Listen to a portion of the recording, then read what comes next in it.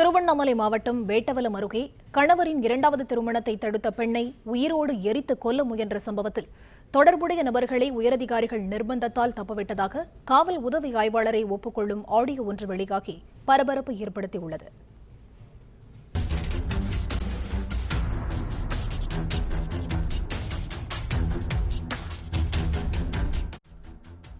சென்னை கோயம்பேட்டைச் சேர்ந்தவர் டாஸ்மாக் ஊழியர் கண்ணன்.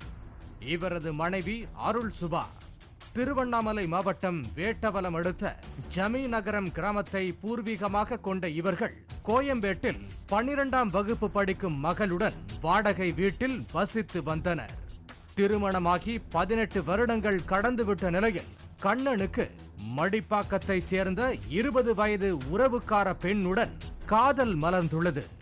இதனை அருள் சுபா கண்டித்து வந்த நிலையில் அந்த பெண்ணை இரண்டாவது திருமணம் செய்யும் திட்டத்துடன் கடந்த 21ஆம் தேதி வீட்டில் இருந்து புறப்பட்டு சொந்த ஊரான ஜமீநகரம் கிராமத்துக்கு சென்றுள்ளார் கண்ணன்.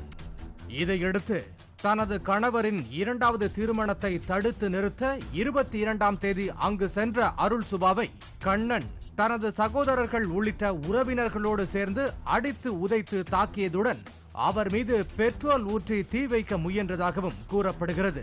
லேசான காயத்துடன் தப்பிய அருள் சுபா நடந்த சம்பவம் குறித்து வேட்டவலம் காவல் நிலையத்தில் புகார் அளித்தார்.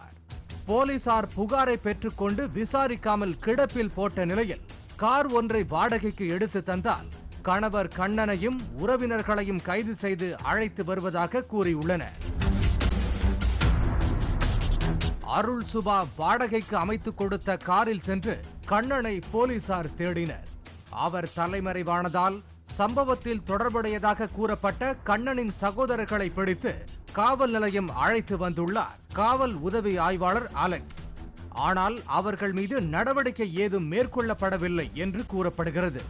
இது தொடர்பாக பாதிக்கப்பட்ட அருள் சுபா உதவி ஆய்வாளரிடம் கேட்டபோது உயர் அதிகாரிகளின் நிர்பந்தம் காரணமாக அவர்கள் மீது நடவடிக்கை எடுக்காமல் விடுவிக்கப்பட்டதாக தனது ஆற்றாமையை வேதனையாக வெளிப்படுத்தி உள்ளார் உதவி ஆய்வாளர் அலெக்ஸ்.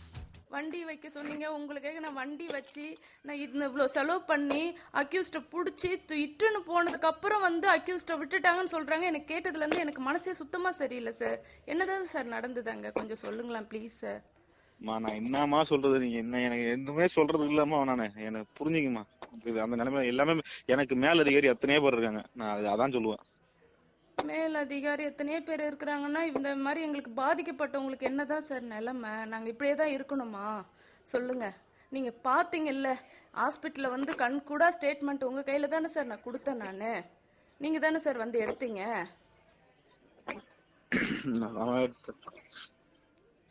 இல்ல ஒரு அதிகாரியா நீங்க யூனிஃபார்ம் போட்டுட்டு ஒன்னும் பண்ண முடியலன்னு சொன்னீங்கன்னா நாங்களாம் என்ன பண்றதுன்னே தெரியல சார். எனக்கு என்ன அதான் சொல்றேன், அதான் நான் சொல்றேன்.